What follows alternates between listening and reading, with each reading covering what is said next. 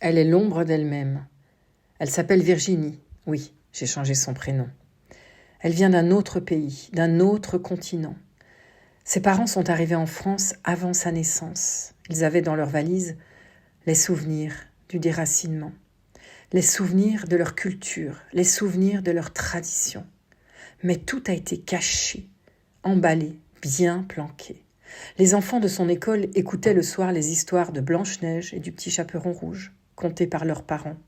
Elle s'endormait avec les souvenirs enfouis de son peuple opprimé, minoritaire, humilié. Virginie a le syndrome de l'ombre. Elle a appris à longer les murs, elle a appris à se taire, elle a appris à ne pas s'exposer, elle a appris la nécessité absolue de ne pas se faire remarquer. Elle a vécu avec le fantôme de la peur de se faire arrêter. Même si elle n'avait rien à se reprocher, même si elle avait ses papiers, il y avait toujours alerte, danger qui clignotait. L'histoire a continué. Elle s'est faite insulter, humilier dans la cour de récré. Ses parents avaient pourtant cru bien faire en venant s'installer en France.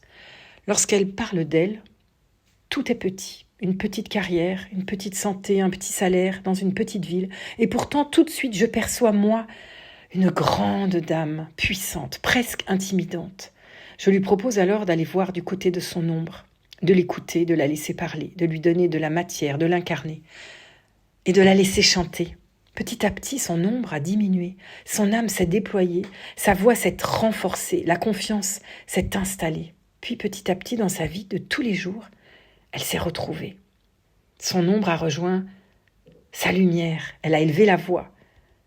Elle a élevé sa voix, elle ne s'est plus laissée faire. Elle a compris que le silence avait nourri son ombre plutôt que sa lumière.